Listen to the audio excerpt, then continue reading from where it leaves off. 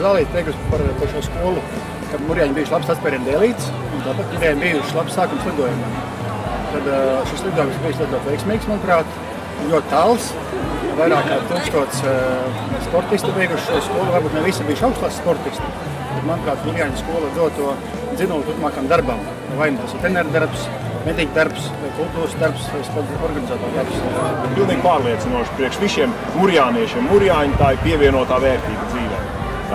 Pat ne tikai tiem, kas ir aizgājuši pa sporta līniju, beidzot murjāņus. Es domāju, visi šeit Murjāņos ir būvuši lielisku rūdījumu, lielisku dzīves skolu, lielisku grūdienu dzīvē, es teikšu tā. Un tāpēc Murjāņi tā ir tāda gandrīz vai kā svēta vieta mums murjāniešiem. Šeit atgriezties un sajust atkal to murjāņu auru, tas ir vienkārši kā tādā svētnīcā atgriezties, satikt tos vecos jau skolotājus, aprunāties ar viņiem un atcerēties, kā tas bija, kad mēs šeit iegājām lielajā dzīvē. Tad tas ir Es nekur neesmu pazudusi, esmu šeit Murjāņos, no Murjāņiem nevaru nekur sprukt. Sports ir mani, es esmu visu laiku sportā. Jā, es, lai cik tālu būtu gājis, arī man šī vieta laiku pa laikam atgriež pie zemes. Un es varu būt tikai no sirds pateicīgs par visiem šiem brīžiem, ko es pavadīju šajā skolā, un cilvēkiem, kas manī ir ieguldījuši savu sirdi un dvēseli un palīdzējuši man izaugt par cilvēku, kāds es šodien esmu.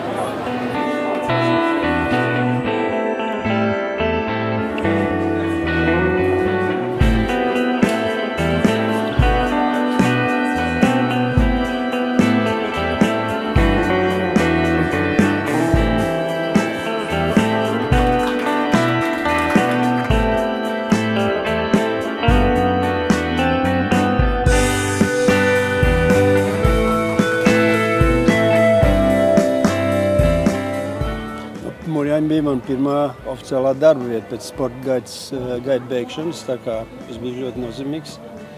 Laiks manā dzīvē ļoti skaists laiks un patīkams, gan visādā ziņā, gan profesionālā ziņā, gan arī šeit atrodoties. Man tiešām tas bija viens no smukākiem laikiem. Nu, pēc cik es esmu beidzis treneru gaitas, tad es atgriežos kā federācijas prezidents un domāju, kā visādīgi viņiem palīdzēt, kā labas audzēkņus šeit dabūt. Un mans hobijs pēc cik ir makšķerēšana, tad es kādreiz tur pat Lojas upītē atbrauc paķer kādas zivs.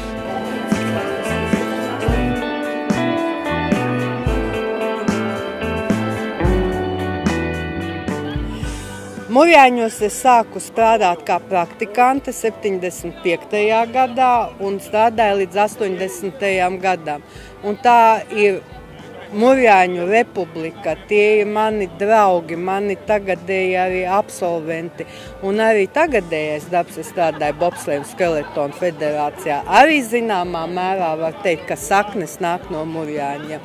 Un Murjāņi tā ir tāda nepārējoša vērtība. Un ja arī Murjāņiem iet smagi, tad arī garstāvoklis bojājās. Ja?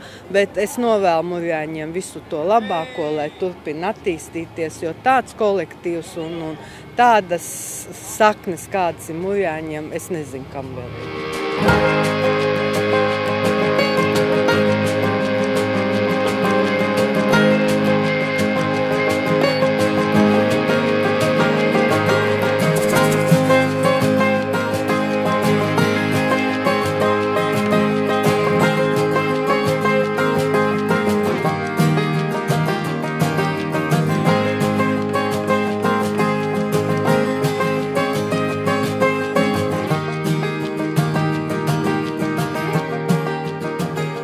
Murjāņi man dzīvē ir devuši to, ka es apzinos, ka ir jānosprauž dzīvē mērķis, uz kuriem tiekties, un to, ka ir jābūt ļoti, ļoti lielam gribas spēkam, lai dzīvē kaut ko sasniegtu.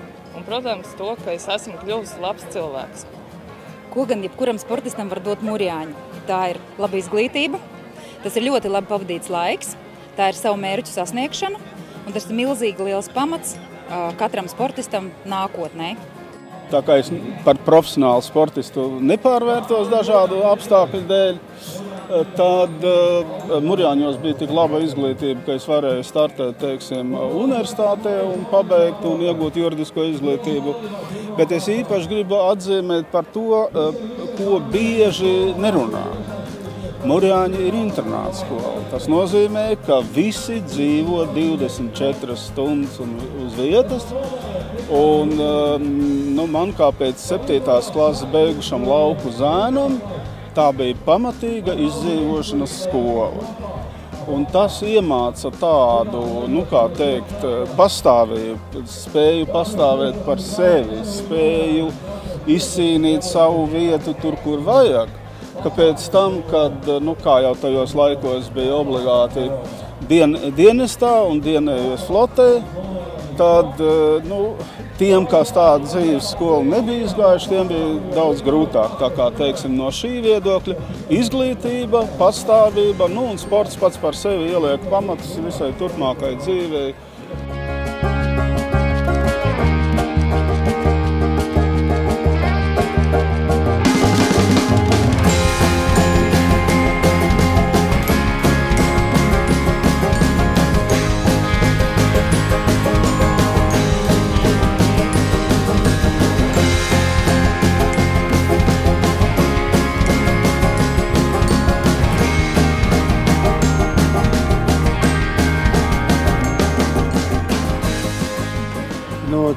Piedzīvojumi bijuši visādi.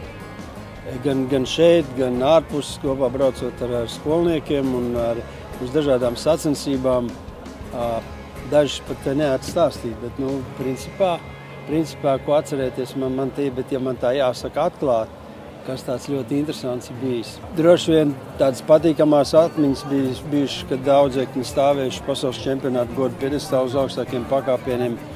No jokiem bija interesanti, kad braucām un skolotājs, matemātikas skolotāji un citi puiši neklausīja, un tad nāca viņas raudāja, viņš sūdzējās, un tad vajadzēja tikt to visu galā. Bet tādi baigie pārkāpumi tādi īstenībā nebija. Bet, braukājām pa visu bijušo Padomju Savienību, un visādi labi rezultāti bija tiešām. Un kolektīvs bija šajā skolā superīgs. Un tagad prieks viņiem visiem satikt.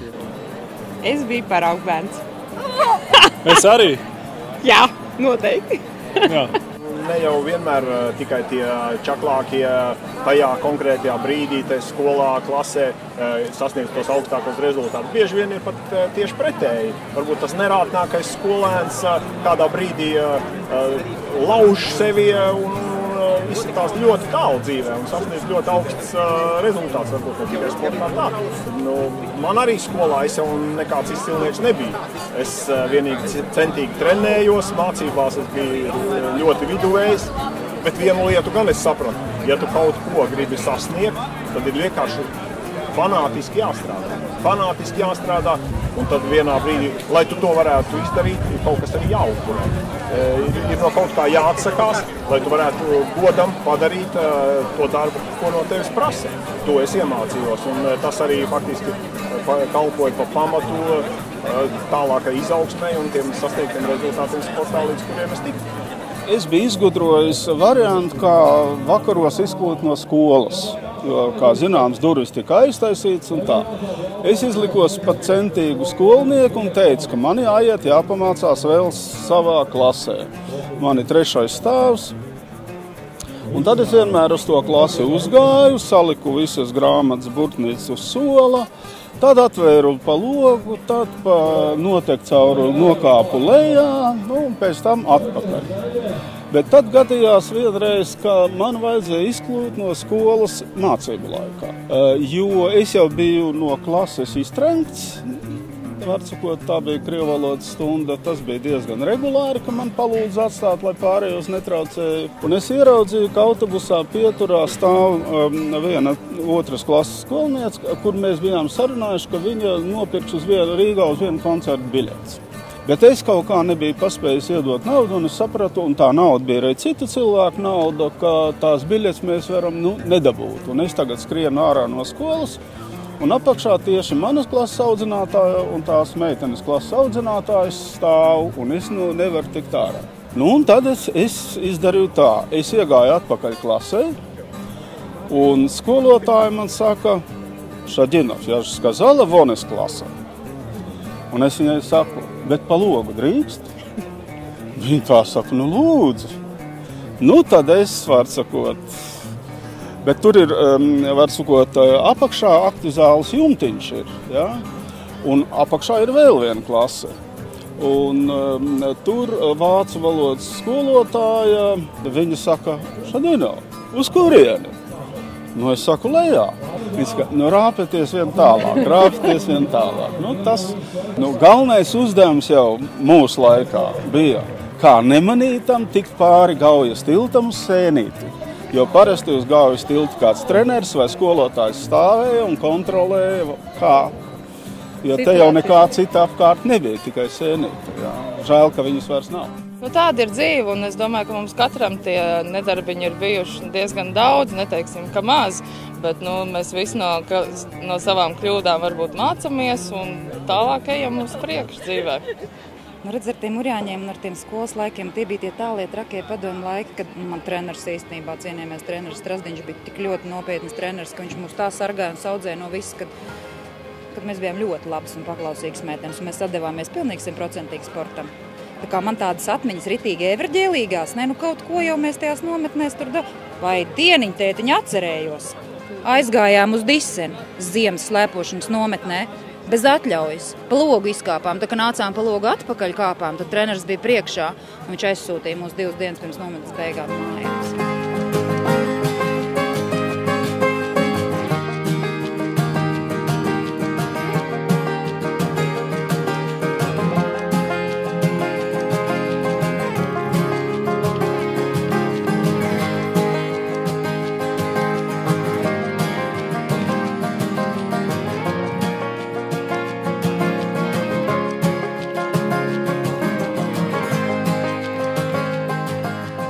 Mums ir atnācis vēl viens unikāls apsveikums no valsts galvenās personas. Tātad apsveikums Murjāņu sporta ģimnāzijai 50 gadu jubilejā. Godājumie ģimnāzijas pedagogi, skolēni, absolventi un viesi. Mums ir daudz talantīgi cilvēki, kur ikdienas nes mūsu valsts vārdu pasaulē. Viņu veiksmes ir mūsu veiksmes, Latvijas veiksmes. Murjāņu sporta ģimnāzija var lepoties ar izcilām personībām, sportistiem, olimpisko spēļu medaļniekiem, Eiropas un pasaules mēroga sacensību uzvarētājiem un citu profesiju pārstāvjiem. Sabiedrībā zināmiem un cienītiem cilvēkiem, kuri ar augstiem sasniegumiem nesuši Latvijas vārdu pasaulē.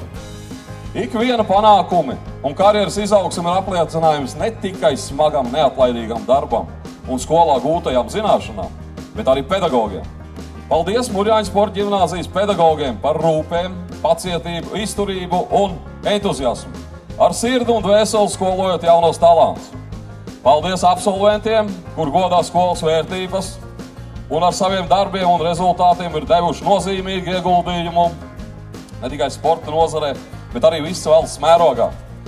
Novēlu visiem Murjāņu sporta ģimnāzijas kolektīvam arī turpmāk izvirzīt augstus mērķus, gatavojot nākamos olimpiešus, talantīgus sportistus un cilvēkus, ar kuriem var lepoties visā Latvijā. Patiesā cieņā valsts prezidents Raimonds Vējonis.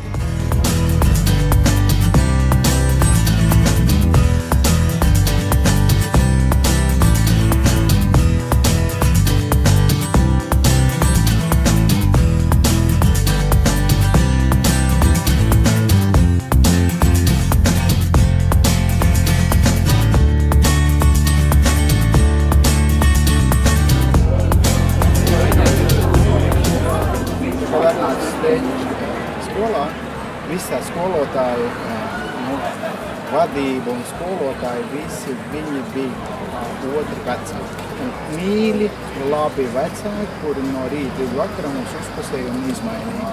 Un tad skaitā mani izmainīja. Man jāsaka paldies, ka es esmu bijis Murjāņos. Daļa no tā, ko es esmu panācis dzīvē, jāpasaka šī telpām un tajās telpās, kas strādāja skolotāji. Protams, pirmām kārtām jāpasakās tiem tiešajiem audzinātājiem, tiem tiešajiem cilvēkiem, kas ar mani personīgi strādājas. Tas ir mans treneris Aldis Teters, kurš man tiešām sportā ielika tos nopietnos pamatus, to profesionālismu, ieaudzināja, man audzinātāji, skolotāji. Man tāda īpaša varbūt attieksme pret skolotāju Vidausku, kurš bija fizikas skolotājs, kurš man vienā ceturkšņa beigās man uzaicināja pacīnīties par divnieku fizikā, jo man bija tikai vieninieki, divi līdz tam brīdim. Tā kā man tādas interesantas atmiņas ir, bet tas bija pelnīti, jo es nebiju sagatavojies un divreiz atbildēju, ka es nezinu vielu, man jau vieninieks. Protams, es izcīnīju to divnieku tajā reizē uz liecības. Tā kā ir visādi interesanti gadījumi, notikumi te Murjāņos bijuši, gan no tām agrajām rīta rosmēm, kas bija ļoti tādas it kā apgrūtinošas, bet tagad no šī brīža viedokļa saprotu, ka tas bija tas smagais darbs, tās emocijas, kas bija nepieciešamas, lai izietu tam visam smagajam cauri un ieietu tajā lielajā sportā, tajā lielajā dzīvē ar to rūdījumu. Tas rūdījums, tas bija lieliski. Man ir tā, ka es neņemos ķerties pie vārdiem un uzvārdiem, jo tiešām, kā jūs minējāt, tad šeit Murjāņos tajā laikā, kad es šeit mācījos, tā tiešām arī bija mana ģimene. Un katrs cilvēks, lai kāds viņam būtu tas pasaules redzējums un tā spēja ar bērniem sastrādāties un kaut ko iemācīt, viņi noteikti katrs vēlējās un iedeva to labāko, ko spēja. Tāpēc es esmu ikvienam, kurš šeit es sastaps, pateicīgs.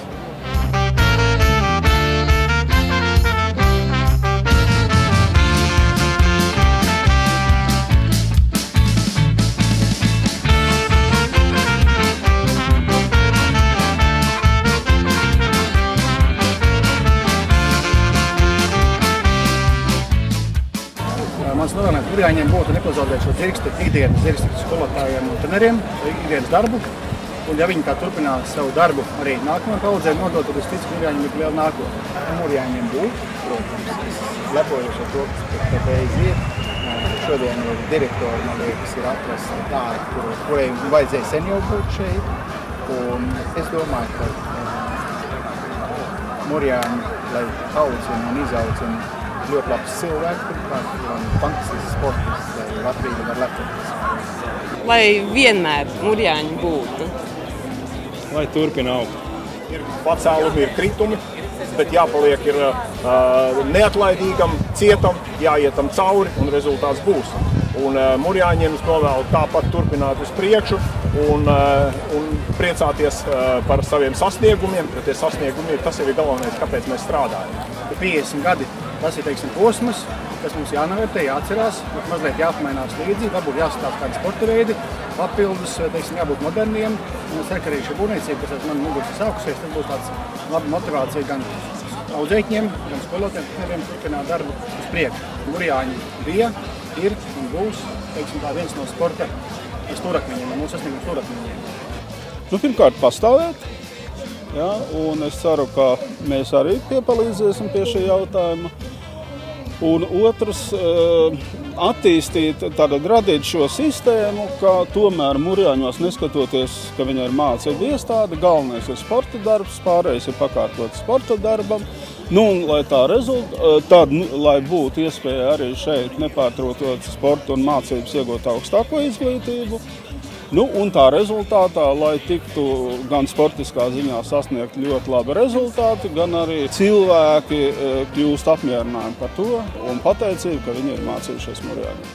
Murjāņiem turpināt savu attīstību, pilnveidot materiālu tehnisko bāzi, lai būtu pasaules līmenī un arī saglabāt to labāko, kas ir tā ir draudzība Murjāņiem. Lai būtu, protams, daudz labi sportisti, un lai skola izaugtu vēl augstāk un nestu Latvijā savu vārdu un Latvijas vārdu visā pasaulē. Lai skola piesaistītu pašus labākos sportistus.